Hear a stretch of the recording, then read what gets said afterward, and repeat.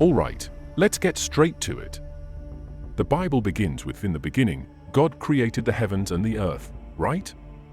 But here's the kicker: Genesis actually contains two very different creation stories. That's right, two, and they don't exactly line up.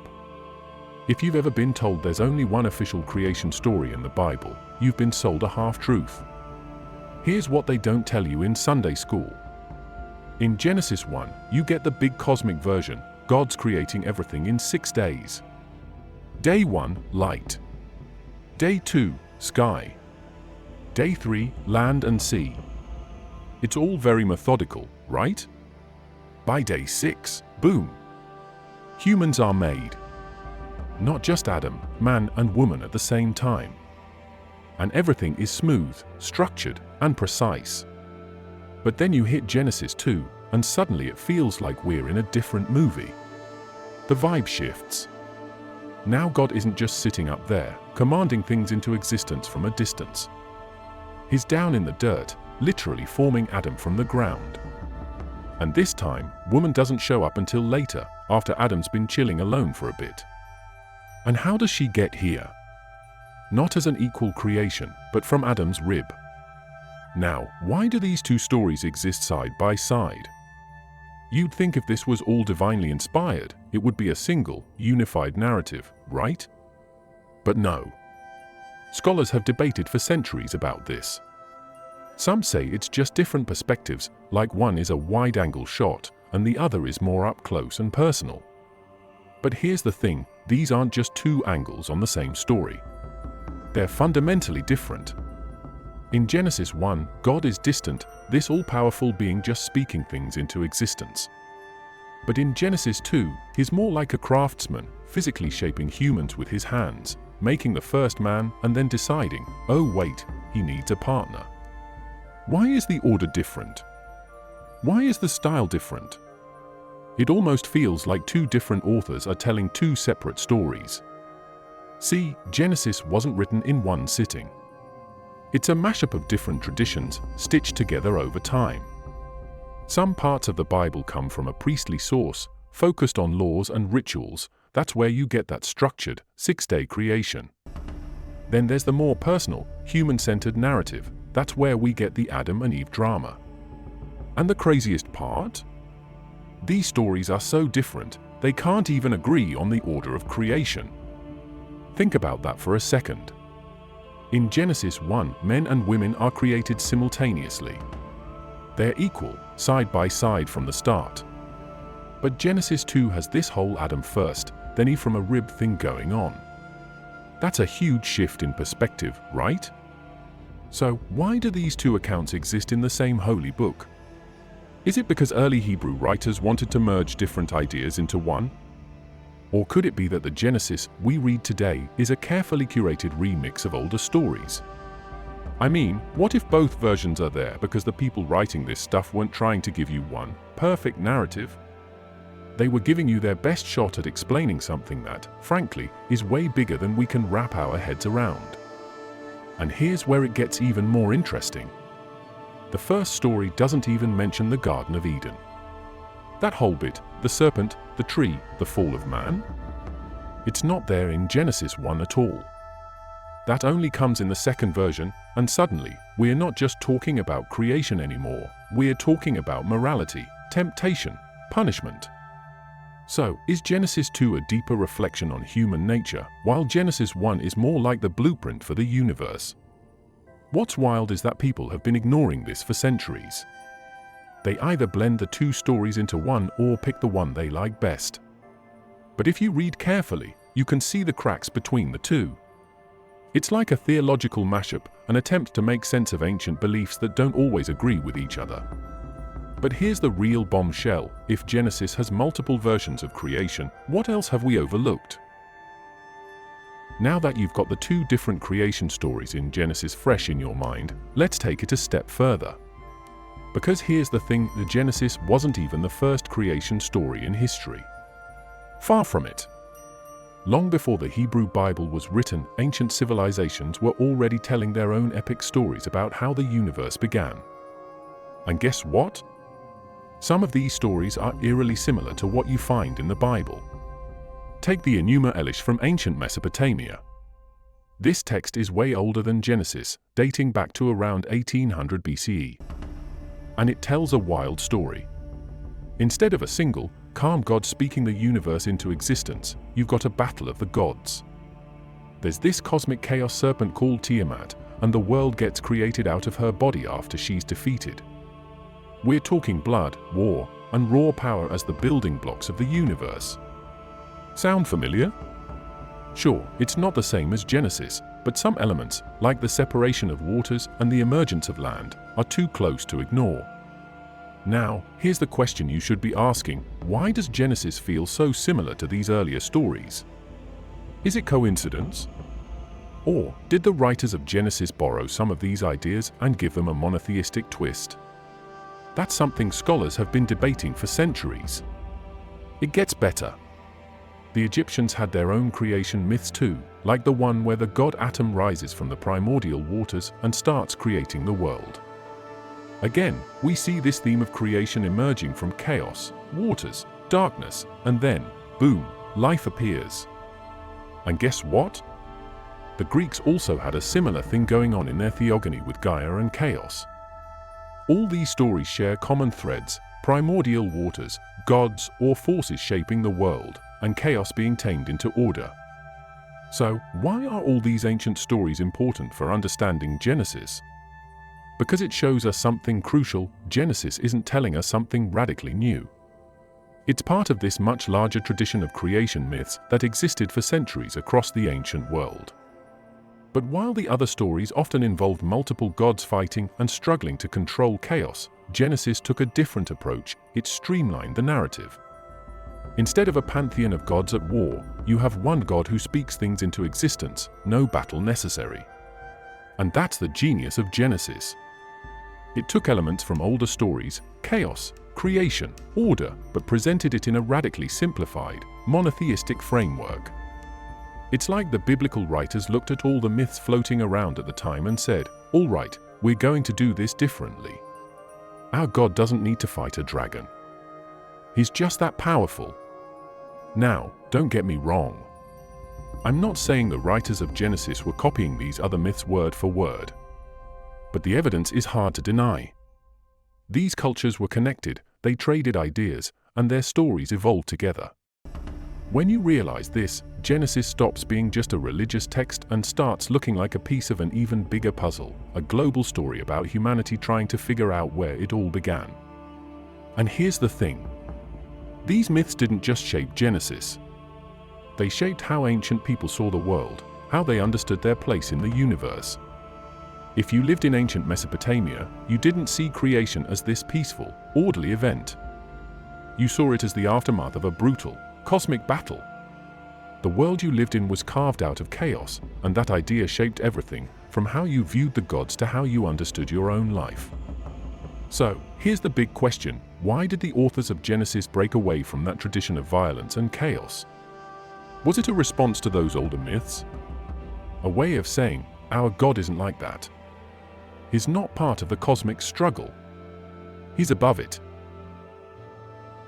Alright, now that we've unpacked the roots of the Genesis creation stories and how they tie into ancient myths, let's talk about something even more controversial: the Sumerians and the Anunnaki. Yeah, this one's gonna blow your mind.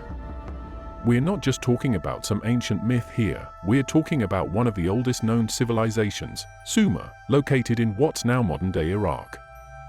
The Sumerians had their own story of creation, but this one's got a twist that raises some seriously uncomfortable questions about the nature of human existence.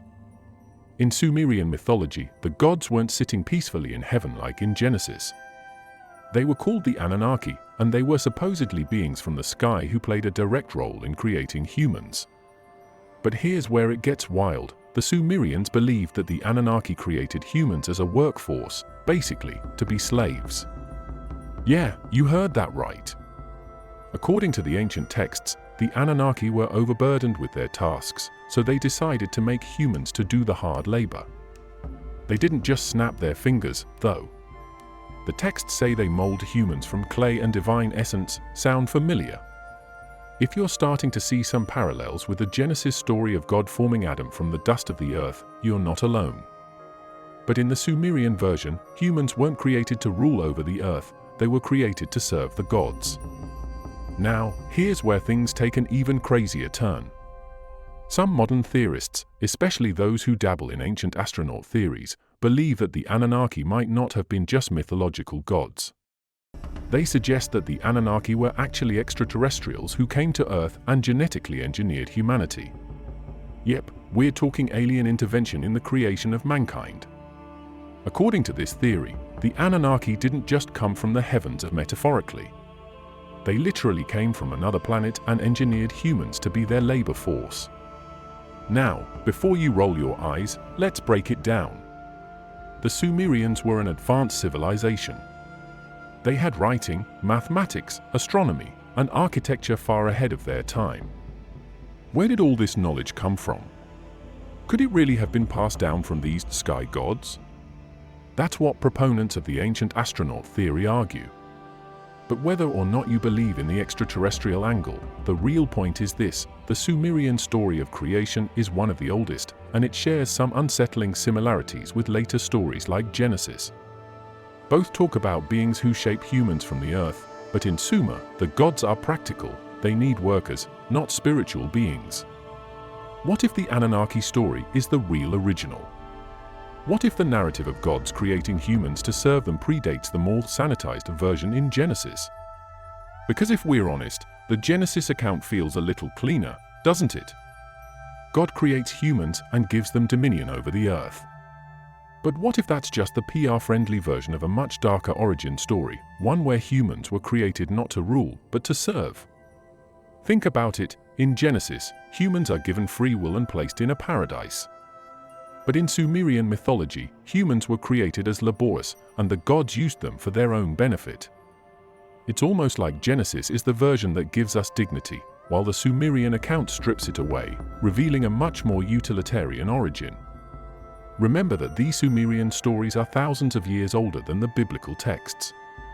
So when you read Genesis, you've got to wonder how much of that story is a retelling or reworking of much older myths, like those of the Anunnaki. Why does this matter? Because if the Sumerians' creation story influenced the Bible, and if the Anunnaki myth is even partly true, whether as gods, aliens, or something else entirely, it changes how we see ourselves. Are we the rulers of this world, as Genesis tells us, or were we once slaves to gods from the sky? Now that we've tackled the Sumerians and their version of human creation, where humans were basically created to serve the gods, it sets us up for the next big twist, the story of Eden. Because, let's be honest, the story of Adam and Eve in Genesis seems a little too simple on the surface. They eat from the tree of knowledge, get kicked out, end of story, right? Wrong. Here's where things get really interesting. We've all heard the mainstream interpretation: the serpent is Satan, tempting Eve, leading her and Adam into sin. But what if I told you that the serpent wasn't the villain? In fact, in many ancient cultures, serpents are symbols of wisdom, knowledge, and transformation. So instead of this being a straightforward tale of disobedience, what if it's actually a story about liberation? God places Adam and Eve in the Garden of Eden, surrounded by everything they could ever want, but forbids them from eating from one specific tree, the tree of knowledge of good and evil. Why? Why give humans free will, the ability to choose, and then say, "Don't touch that"? It almost feels like a setup. The tree is right there, in plain sight, and it holds the key to understanding good and evil. Yet, they're not supposed to touch it? Enter the serpent. Here's where the traditional story gets flipped on its head. In Gnostic traditions, which are ancient texts and beliefs that challenged early Christian views, the serpent is seen as a liberator, not a deceiver. According to these writings, the serpent's role wasn't to trick Eve, but to free her and Adam from ignorance.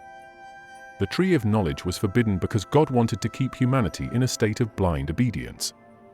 The serpent, in this reading, is offering Eve a chance to wake up, to see the world for what it truly is. And what's even more fascinating, Gnostic texts portray God not as a benevolent, all-powerful creator, but as a lesser deity, a kind of tyrant, someone who wants to control humanity to keep them in a state of ignorance. The real enemy, in their eyes, wasn't the serpent. It was the god of the garden who wanted to keep humans like obedient pets, blissfully unaware of the world around them. Now, I know this sounds controversial, but think about it. After Adam and Eve eat the fruit, what happens? They don't die, like God said they would. Instead, their eyes are opened. They gain knowledge. They become aware of their nakedness. They understand right and wrong. In other words, they become fully human. Isn't that what separates us from animals, our ability to reason, to understand morality? So maybe the serpent wasn't offering death at all. Maybe the serpent was offering freedom. And here's where it connects to what we've already discussed. Remember how in the Sumerian creation myth, humans were created to serve the gods? What if Eden was the same thing? What if Adam and Eve were placed in the garden, not to rule over it, but to remain in a state of servitude, unaware of their potential? The forbidden fruit wasn't just a random test of obedience. It was the key to breaking free from the garden, from a paradise that was actually more like a prison of ignorance. The serpent gives Eve the choice: remain in a state of blissful ignorance or take the risk of knowledge and all the consequences that come with it. Eve's decision wasn't a sin, it was an act of courage. She chose knowledge. She chose to wake up. And yeah, it came with a cost. Adam and Eve were banished from Eden, but they also gained something far more valuable: their autonomy, their ability to think for themselves. We've been talking about creation, but what if the story of how the universe was created isn't as simple as God spoke and it happened? What if there's a lot more going on behind the scenes? Here's something a lot of people don't realize. In ancient Jewish mysticism, specifically in the Kabbalah, there's an idea that God didn't create the universe alone. Instead, creation was a collaborative process involving multiple aspects of the divine, known as the Sephirot. And we're not just talking about a few angels lending a hand here. We're talking about different emanations of God's own essence working together to shape reality. According to Cabalistic teachings, God's true essence, what they call the Ein Sof, is beyond comprehension, completely infinite. It's so vast that it can't interact with the physical world directly. So, to create the universe, God essentially had to split himself into these different divine attributes, each one representing a different aspect of his power. These attributes, or Sephirot, work together in harmony and tension to shape the cosmos. Now, this idea throws a wrench into the traditional God spoke, and boom, it's done version of creation that we get in Genesis. In this Kabbalistic view, creation wasn't a smooth process. It was full of complexity, with different parts of the divine essence pulling in different directions. Think of it as a cosmic balancing act, where divine energy was being channeled through the Sephirot to bring order out of chaos. And it gets even weirder. In the Kabbalistic tradition, they talk about a concept called Tzimtzum, which basically means that before the universe could be created, God had to contract himself to pull back his infinite presence to make space for the physical world to exist. So the universe isn't just the result of some all-powerful command. It's the product of divine tension, of God both withdrawing and emanating his power in ways that allowed the material world to take form. Let's be real, this is a far cry from the straightforward creation narrative we've been taught. The idea of a fragmented, multifaceted God shaping the universe through different emanations. It's a little more complicated, but also way more fascinating. So why does this matter? It changes how we think about God's role in creation. In Genesis, God is all-knowing, all-powerful, and everything happens exactly as he wants it to. But in the Kabbalistic view, creation is more like a process, almost like God is experimenting with different ways of manifesting his essence in the physical world. It's not chaos-like in the Mesopotamian myths, but it's also not as clean and perfect as the Genesis account suggests. And here's the kicker, it means that God himself is in some way involved in a dynamic process. He's not this distant figure who creates with the snap of his fingers. He's involved, even to the point of self-limitation, making room for a world where things can unfold, where humans can exist, and where free will actually has meaning. This connects perfectly with what we've already talked about. If the serpent in Eden wasn't just tempting humans into disobedience, but was offering them a chance at knowledge, this whole idea of a fragmented, dynamic God fits right in. The universe itself wasn't created to be static, it was created through tension and balance, and that tension trickles down to the choices humans have to make. You could argue that God's withdrawal to make space for the universe is mirrored in the way humans were given the ability to choose, to think, to rebel. It's almost like the act of creation itself was about introducing complexity and freedom into the world. And isn't that what the whole Adam and Eve story is about? Humans choosing to embrace knowledge, even if it meant breaking free from God's direct control. But here's where it gets even crazier. Some interpretations of Cabalistic thought suggest that the creation of the universe wasn't perfect. According to these teachings, there were previous worlds that God tried to create, but they couldn't hold together, they fell apart. This is known as the shattering of the vessels. The current universe we live in? It's the one that's stuck. But it's still full of imperfection, and that's part of why humanity exists, to help restore balance to the divine plan. So, in a way, creation is still happening. The universe isn't finished, and neither are we. But let's switch gears for a minute and focus on a figure who's been completely erased from most mainstream versions of the Bible, someone who challenges everything we think we know about the story of humanity's beginning, Lilith. You might be wondering, wait, Lilith? Isn't it just Adam and Eve in Genesis? Well, here's the thing, before Eve, there was another woman, Lilith. And her story changes the whole dynamic of what we think went down in Eden. First, let's get this straight, Lilith is not in the canonical Bible. You won't find her name mentioned in Genesis. But in Jewish folklore and other ancient texts, Lilith was said to be Adam's first wife. Yeah, that's right, before Eve. And here's where things get interesting, Lilith was created from the same clay as Adam. They were equals from the start. No rib, no secondary creation, just Adam and Lilith, both formed at the same time. Sounds fair, right? But this is where things take a turn. Lilith, being equal to Adam, didn't feel the need to submit to him. She wasn't about to play the role of the obedient, submissive wife. So what does she do? She leaves. That's right, she walks away from Eden, from Adam, from everything.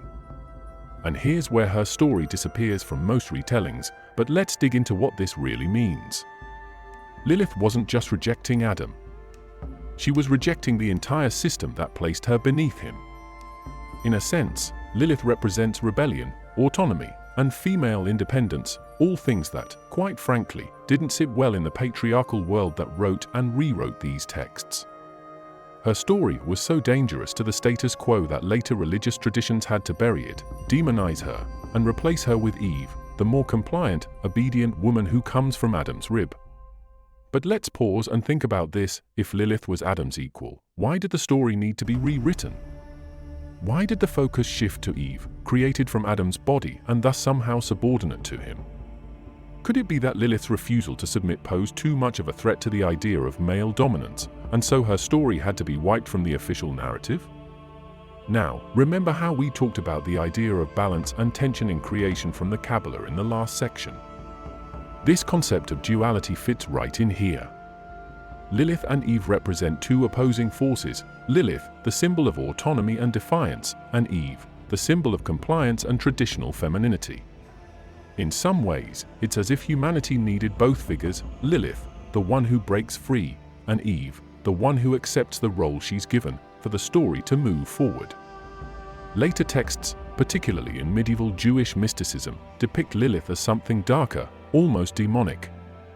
She's painted as a seducer, a killer of infants, a figure to be feared. But why? What's the real reason Lilith had to be cast out not just from Eden, but from the entire narrative?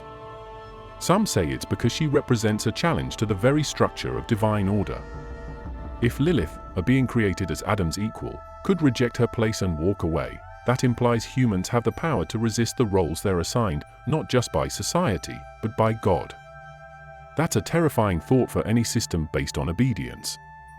By demonizing Lilith, the writers of later texts were sending a clear message: defy the system, and you become the enemy. They couldn't allow the story of a woman who stood up to divine authority and rejected her role to become a symbol of empowerment, so they twisted her into a villain. But here's the thing, even though her story was erased from the mainstream, Lilith's legacy never truly disappeared. Over time, she became a symbol of female empowerment and independence. In modern feminist readings of the story, Lilith is seen as the ultimate rebel against patriarchal control. She refused to be anyone's subordinate, not Adam's, not God's. And for that, she was punished, erased, demonized. Which raises the question, what would the world look like if Lilith had stayed? If she and Adam had truly been equals from the beginning, how different would the story of humanity be? Maybe Eden wasn't just a setup for the fall, it was a stage for a power struggle, one that ended with Lilith being forced out to make room for Eve, the woman who would follow the rules. Now that we've uncovered Lilith's story and seen how it challenges the traditional narrative, let's talk about something even more mind-blowing. What if this world wasn't the first one God created? Yep, you heard that right. There's a theory, rooted in ancient Jewish mysticism, that suggests the world we live in isn't the first version of creation. In fact, according to Cabalistic teachings, God tried to create the universe multiple times before, and those earlier worlds? They didn't work out. They were imperfect, they fell apart, they were destroyed. It's called the shattering of the vessels, a cosmic event where previous creations couldn't contain the divine light, and they basically collapsed under the weight of their own imperfection. Think about that for a second. What if we're living in the latest attempt at creation? What if the world we know today is just one version in a series of cosmic experiments? And if that's the case, then creation wasn't just a one-time event. It's an ongoing process, with each iteration coming closer to something sustainable, something that works. Now, this isn't just some far-off, mystical idea. It actually fits perfectly with everything we've been talking about. Remember how we discussed the tension between chaos and order, knowledge and ignorance, freedom and obedience? Those tensions aren't just themes in the stories, they're built into the fabric of creation itself. The idea that God had to try again multiple times reflects the reality that creation is messy, imperfect, and full of challenges. And it's not just creation that's ongoing, humanity's role in this process is ongoing, too. According to Cabalistic thought, we are part of the process of repairing the world, something called tikkun olam. We're here to help fix what's broken, to balance the forces of chaos and order, to restore what was shattered during the creation process. In other words, humanity isn't just an accident of creation, we're essential to its completion. If we tie this back to the stories of Adam, Eve, and Lilith, it starts to make even more sense. The fall wasn't the end of the story, it was part of the process. Adam and Eve stepping out of Eden wasn't just a punishment, it was the next phase of creation. Humanity had to leave the garden, had to face the challenges of the world, because that's how the universe moves forward. Through choice, through struggle, through learning. And here's the kicker, if God had to create and destroy worlds before, and if humanity is part of this ongoing process of repairing the universe, it raises an interesting question: what's next? Are we living in the final, perfected version of creation, or is there more to come? Could there be another stage, another leap forward that we haven't even imagined yet? The fact that creation is described as an ongoing process gives us a new way to look at the world around us. Instead of thinking of life as a static, finished product, we can see it as something fluid, evolving, something that we are directly involved in shaping. And that's powerful. It means we are not just passengers in this cosmic story, we're participants, with the ability to influence what happens next. So as we wrap up this journey through the creation stories, from the ancient myths to the hidden narratives of Lilith, from the cosmic forces of the Sephiro to the shattering of the vessels, here's what it all comes down to: creation is not a finished story. It's still unfolding. The world we live in is imperfect, sure, but it's also full of potential. And just like Adam, Eve, and even Lilith, we have the power to choose, to act, to shape the next chapter of creation. Thank you so much for sticking with me all the way through. I hope this journey has opened your mind to new ideas, new possibilities, and maybe even a new perspective on the stories we've been told for centuries. If you enjoyed this, Please like, drop a comment below with your thoughts, and don't forget to subscribe for more deep dives like this. Your support really helps the channel grow and keeps these discussions going.